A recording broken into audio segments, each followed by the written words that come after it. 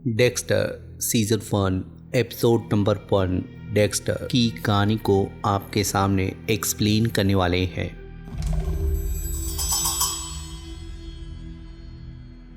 पहले एपिसोड की कहानी की शुरुआत डेक्स्टर से शुरू होती है, जो कि मियामी के रंगीन रातों का जिक्र करते हुए माइक डॉनोवन के पास पहुंच जाता है, जो कि एक ऐसा सीरियल किलर है जो बच्चों के साथ सेक्सुअल अब्यूज करने के बाद उनको अपने हवस का शिकार बनाकर मार डालता है। वहीं पर डेक्स्टर एक ऐसा सीरियल किलर है जो कि दूसरे सीरियल किलर को खोजकर उन्हें मार डालता है, या दूसरे शब्दों में कह सकते हैं कि वो कातिलों का कातिल है। फिर जब माइक डॉनोवन अपनी पार्टी से निकलकर अपनी कार में पहुंचता है तो डेक्स्टर उसको अपने शिकंजे में लेने के बाद उसे फोर्स करते हुए उसी के एक ऐसी जगह पे ले जाता है जहां पर उसने टीनेज बच्चों को मारकर दफनाया हुआ होता है। जिसके बाद उसे घसीटते हुए और रूम में ले जाने के बाद जब उसके कान को दिखाने की कोशिश करता है तो उसकी आँख ना खोलने की वजह से जब उसकी पलकों को उखाड़ने की धमकी देता है तो उसे जहाँ अपने पाप को देखना पड़ता है, वहीं जब रोते हुए अपनी जान की भीख मांगने लगता है तो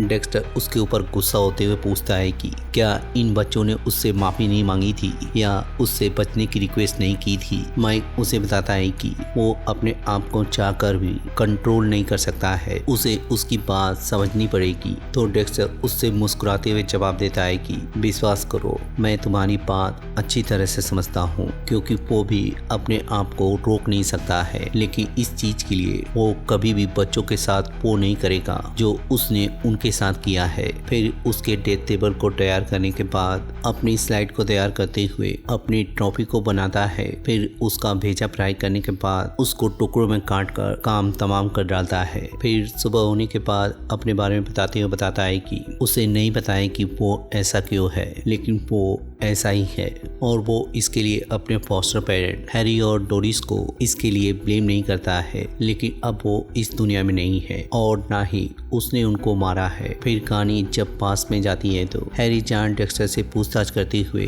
ये जानने की कोशिश कर रहा होता है कि आखिर बड़ी के कुत्ते को किसने मारा है। फिर डेक्स्टर अपने सपने से बाहर आकर जब अपने घर पे आता है तो अपनी ट्रॉफी बॉक्स को एसी से निकालकर उसमें जहाँ माइक डॉनोवन को शामिल कर लेता है, वहीं उसे देखकर ये भी अंदाजा हो जाता है कि डेक्स्टर ने ये काम पहली बार नहीं किया है। जिसके बाद डेक्स्टर हमें बताता है कि वो अपने अर्जेस को सेटिस्फाई करने के लिए हैरी के कोट का सहारा लेता है, जो कि मियामी पुलिस डिपार्टमेंट के एक बेहतरीन कॉप रह चुके हैं और उन्हीं की ट्रेनिंग की वजह से वो जहाँ उनके बारे में सोच पाता है, उन्हें ढूंढ पाता है और अपने नामो निशान को मिटा पाता है, क्योंकि वो एक बहुत ही साफ सफाई वाला शैतान है जिसके कुछ नियम और कानून है। फिर जब डेक्स अपने मैसेज को चेक करता है तो उसे जहाँ अपनी बहन डेब्रा मॉर्गन का बुलावा आता है, क्योंकि Debra Morgan Miami police department के लिए अंडरकवर एजेंट रहकर एक ऐसे कातिल के पीछे पड़ी है जो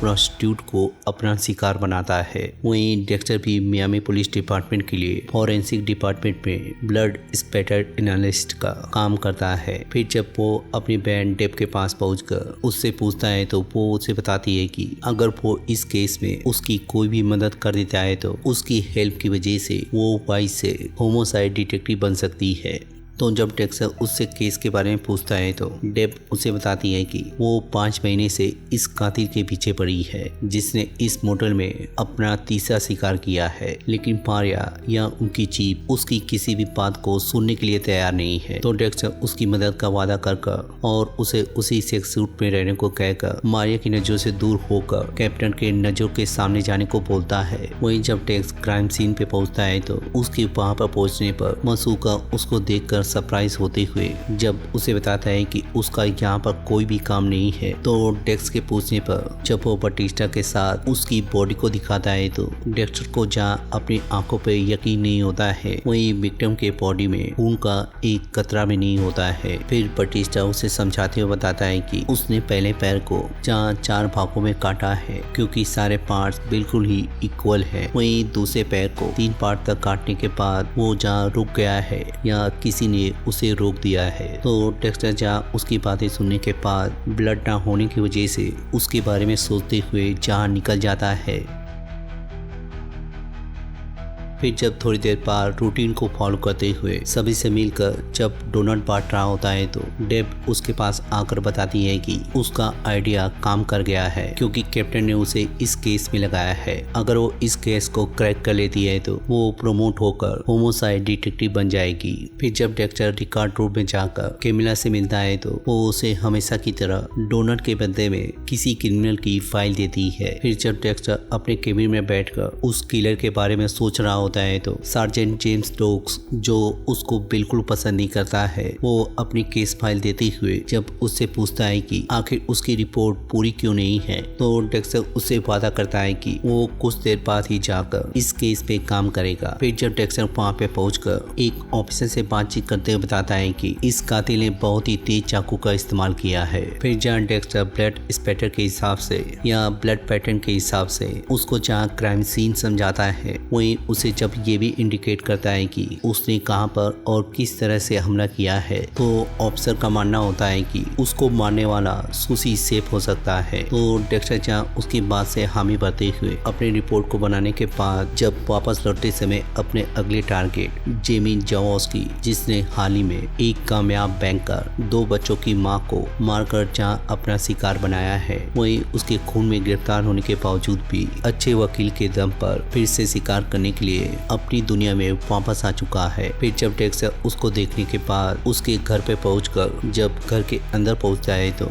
उसका कुत्ता जब उसे सूंघते हुए उसके पीछे पड़ता है तो डेक्स्टर दरवाजे को बंद करते हुए बताता है कि उसे कुत्ते कुछ खास पसंद नहीं करते हैं, या ये भी हो सकता है कि जिस तरह से वो उनके मालिकों को पहचान जाता है, वहीं उस तरह से वो भी पहचान जाता है कि वो उसके मालिक का शिकार करने वाला है। फिर जब अंदर पहुंचकर उसकी नजर न्यूड मैगजीन पर पड़ती है तो डेक्स्टर को देखकर जहाँ पता चलता है कि उसकी जरूरतें बढ़ने लगी हैं। वहीं जब डेक्स्टर मार्क किए हुए सर्कल को देखकर सोचने लगता है तो ये कहानी जहाँ फिर से फ्लैशबैक पे जंप लेती है, जहाँ पर हैरी जूनियर डेक्स्टर से जानने की कोशिश करता है कि क्या उसने कभी भी डॉग के अलावा किसी इंसान को मारने की इच्छा हुई है। डेक्स्टर हाँ में जवाब देते हुए बताता है कि उसने अभी तक किसी के बारे में सोचा नहीं है। तो जब हैरी जानने की कोशिश करता है कि आखिर उसने ऐसा क्यों नहीं किया है, तो जब डेक्स उसे बताता है कि ऐसा करने से माँ को अच्छा नहीं लगेगा।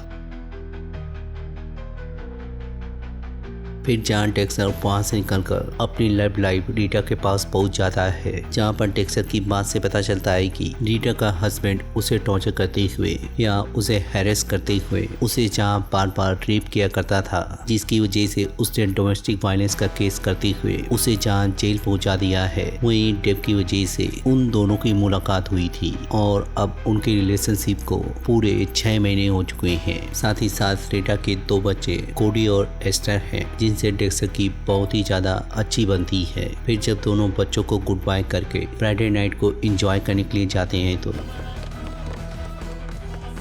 डेक्स्टर की नजर जब पुलिस वालों पे पड़ती है तो वो रीटा को खींचते हुए और वहाँ पे पहुंचकर वहाँ के नज़ारे को देखता है तो उसे फिर से उसी किलर की एक और शिकार पे नजर पड़ती है। तो बटीसा से मिलने के बाद जब वो उसे समझाता है कि उसके काटने में पिछली बार से इम्प्रूवमेंट हुई है, क्योंकि जहाँ उसने पिछली बार उस बॉडी को इमोशन के साथ काटा था, वहीं इस बार बिना इमोशन के बहुत ही ज्यादा क्लीन तरीके से काटा है। तो जब बटीसा उससे पूछता है कि उसने पूरे मांस को गायब करके सिर्फ हड्डी को क्यों छोड़ा है, तो जब डेक्स्टर उसे बताता है कि वो विक्टिम को अलग अलग तरह से काट कर एक्सपेरिमेंट कर रहा है, तो जब बटिस्टा उसे पूछता है कि क्या वो इसके सर को लेकर भी एक्सपेरिमेंट कर रहा है, तो डेक्स्टर को उसके मंसूबों के बारे में कोई आइडिया नहीं होता है। He's certainly raising the bar.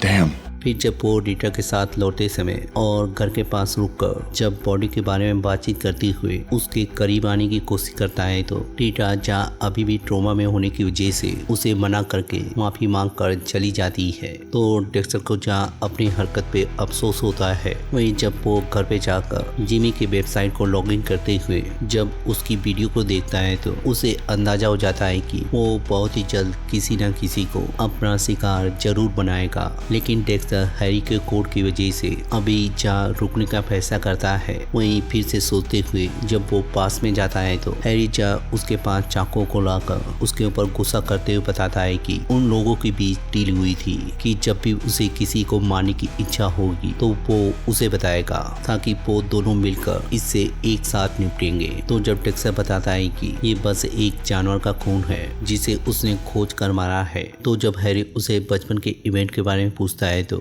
Dexter को जहाँ कुछ भी याद नहीं होता है। वहीं डेक्स्टर जब उससे जानने की कोशिश करता है कि क्या वो उस इवेंट की वजह से ऐसा है, तो हैरी उसे बस यही बताता है कि उस दिन जो वहाँ पे हुआ था उसने उसको अंदर से बदल दिया है, लेकिन अब उसे डर है कि उसकी ये ख्वाहिशें धीरे धीरे और ज्यादा ताकतवर होती रहेंगी। तो जब टेक्स उससे पूछता है कि क्या वो हमेशा ही ऐसा रहेगा, तो हैरी उसे जवाब देता है कि वो लोग भले ही उसकी इस इच्छा को खत्म नहीं कर सकते हैं, लेकिन कुछ ऐसा कर सकते हैं कि उसकी ये कमजोरी उसकी ताकत बन सकती है। फिर टेक्स के पूछने पे वो उसे बताता है कि दुनिया में ऐसे बहुत से बुरे लोग हैं जो बहुत सी बुरी चीजें करते हैं, लेकिन सभी बुरे लोगों को पुलिस जाकर भी पकड़ नहीं सकती है। Do you understand what I'm saying? You're saying they deserve it. लेकिन इससे पहले तुम्हें सीखना पड़ेगा कि उन्हें कैसे ढूंढना है, उनसे अपने आप को कैसे बचाना है, कैसे उनका शिकार करना है। वो उसे सिखाएगा। जो तुम्हारे साथ हुआ है वो उसको कंट्रोल नहीं कर सकते थे, लेकिन अब तुम्हें इसका सबसे अच्छा फायदा उठाओगे। तुम्हें हमेशा याद रखना है कि तुम मेरे बेटे हो और वो उससे प्यार करते हैं। फिर डेक्स्टर अपने सपने से बाहर आकर जिमी के डेथ रूम को मार्क करने के बाद उस जगह पे पहुंचकर सारे जगह को कवर करते हुए जहां उसके लिए किल रूम तैयार करता है।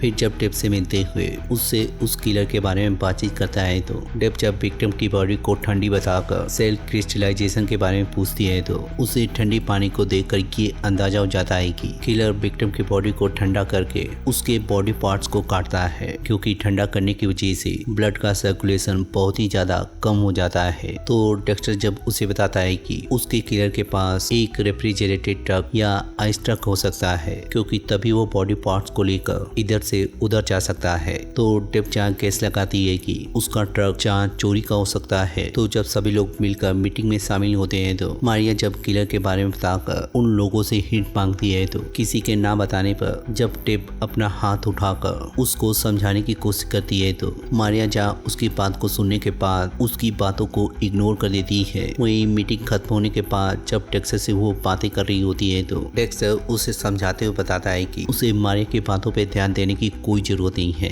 बल्कि उसे उस ट्रक को ढूंढने पे फोकस करना है जो किलर चला रहा है। Are you boning her? No. Oh my god! वहीं डेक्स्टर जब अंदर जाता है तो जेम्स जहाँ उसकी रिपोर्ट से खुश नहीं होता है। वहीं डेक्स्टर जब इमेज को दिखाकर या ब्लड पैटर्न को समझाते हुए बताता है कि उस औरत को मारने वाला कोई भी कोकीन का माफिया नहीं है, बल्कि उसे ऐसे शख्स ने मारा है जो उसको करीब से जानता है। तो मारिया जहाँ उसकी बातों से सहमत होती है, वहीं जेम्स उसका साथ देने की वजह से सरप्राइज होता है। I'm watching you, motherfucker.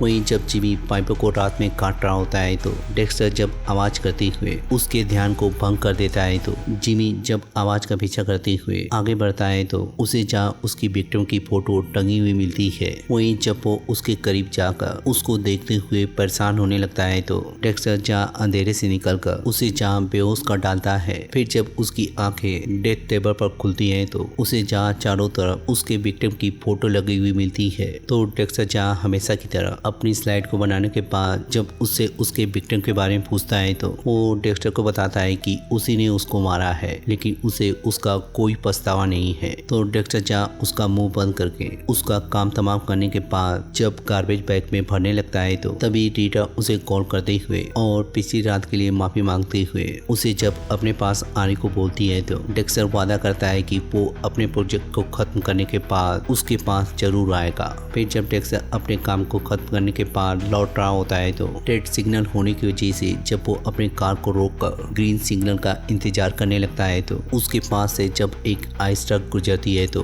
Dexter जहाँ उसके ऊपर शक होने की वजह से उसका जब पीछा करने लगता है तो आगे जाने पर जब ब्रिज का रास्ता बंद होता है तो उसके मोड़ने की वजह से डेक्स्टर जहाँ अपनी कार को स्लो कर लेता है, वही लाइट जलने की वजह से डेक्स्टर जहाँ उसका चेहरा नहीं देख पाता है, वही आइस ट्रक क्लियर उसके पास पहुंचकर मिसिंग सर को फेंकते हुए डेक्स्टर को हाई बोलकर चला जाता है। वहीं जब उसके इन्फॉर्म करने पर पूरी फोर्स वहां पे पहुंचती है तो डेक्स्टर जहाँ मारिया से बातचीत करते हुए उसकी बहन को सीरियसली लेने को बोलता है। वहीं मारिया उससे क्लोज आते हुए या उस पे फिदा होते हुए उसे बताती है कि उसकी थ्योरी पूरी तरह से सही थी। जेम्स ने उस औरत के केस में उसके बॉयफ्रेंड को अरेस्ट किया है। तो जब डेक्स्टर मारिया से अपना पीछा छुड़ाते हुए रीटा के पास पहुंचकर जब उससे बातचीत करता है तो वो जहाँ उसके देर में आने की वजह से परेशान हो रही होती है। वहीं जब डेक्स्टर उसे बताता है कि एक केस के सिलसिले में फंस गया था तो रीटा अपने आप को एक्सप्रेस करते हुए उसे बताती है कि वो उसे खोना नहीं चाहती है।